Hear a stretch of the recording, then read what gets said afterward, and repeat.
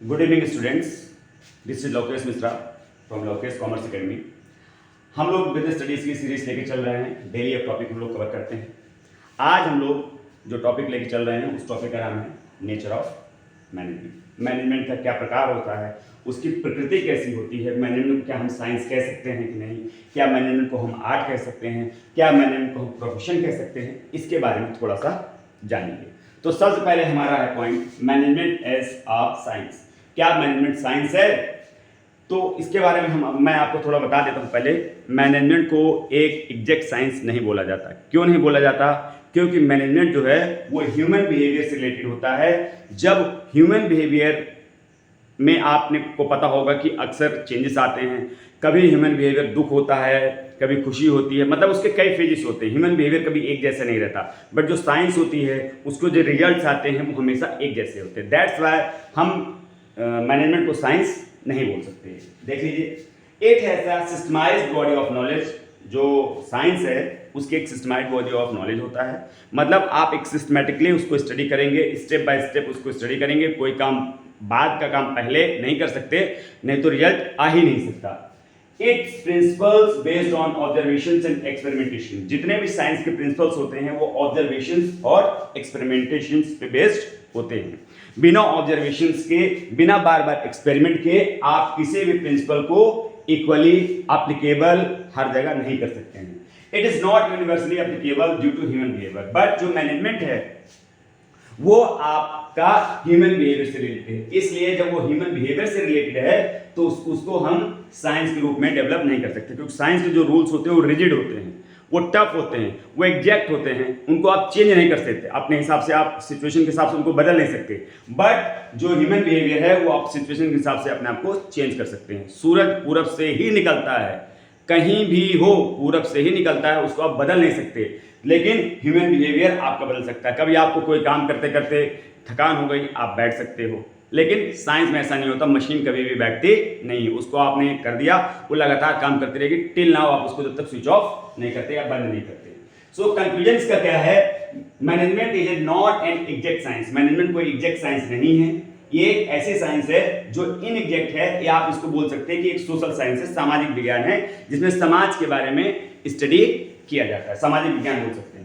Second हमारा topic आता है, वो आता है मैनेजमेंट एज एन आर्ट। क्या मैनेजमेंट आर्ट है?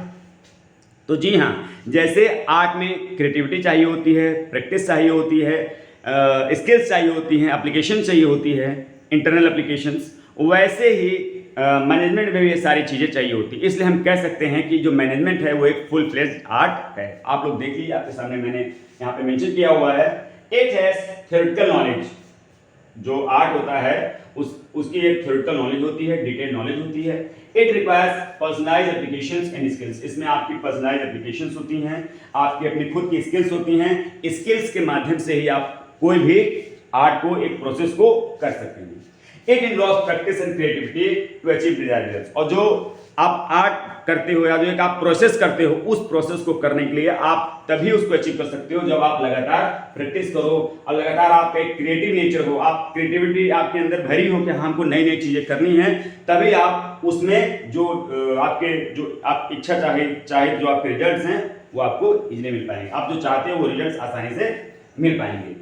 तो इसका जो कंक्लूजन है, कंक्लूजन ये कहता है कि management is a full fledged art. तो मैनेजमेंट आपका एक फुल फ्लेज्ड आर्ट है, जिसको हम इसको मैनेजमेंट को आर्ट के रूप में देख सकते हैं कि हाँ ये एक आर्ट के रूप में इसको डेवलप किया गया है।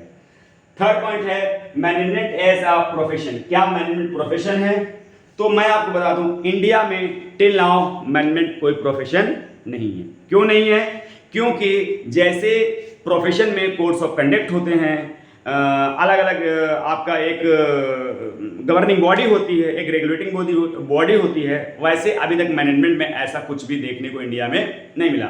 हाँ, ये कह सकते हैं कि management day by day improve करके ऐसा प्रोफेशन डेवलप हो रहा है, but till now it is not a full fledged profession. It has well defined body of knowledge. जो आपका प्रोफेशन होता है इसके well defined body of knowledge होता है। मतलब जो प्रोफेशनल होता है वो अपनी फील्ड में एक्सपर्ट होता है। एडवोकेट आप ले लीजिए, डॉक्टर ले लीजिए, टीचर ले लीजिए, चार्टर्ड अकाउंटेंट ले सकते हैं, तो अपने अपने फील्ड के एक्सपर्ट्स हैं। ठीक है। No mandatory qualification and registration.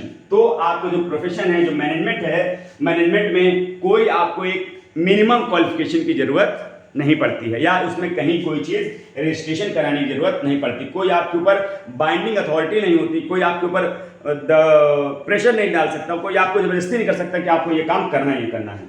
No binding ethical codes of conduct related to profession. So the ultimate conclusion is that management is an emerging profession. तो हम कह सकते हैं कि मैनेजमेंट आज के समय में अभी फिलहाल प्रोफेशन तो नहीं है पूरी तरह से, बट आगे चल के उसको प्रोफेशन के रूप में डेवलप किया जा सकता है। तो मैंने इसी तरह आज आपका नेचर ऑफ मैनेजमेंट में 3 होते हैं, management as a science, management as an art और मैनेजमेंट एज अ प्रोफेशन, इसके बारे में थोड़ा सा बताया। आप लोग इसको स्क्रीनशॉट ले सकते हैं और मुझे इसी तरह लाइक, शेयर, कमेंट और सब्सक्राइब करते रहिए, अपना सपोर्ट दीजिए। मैं इसी तरह आपके लिए 5-7 मिनट की हर एक टॉपिक की डेली छोटी छोटी वीडियोस लेके आता रहूँगा। Thank you very much. Like and subscribe करिए, स्क्रीनशॉट ले लीजिए आप।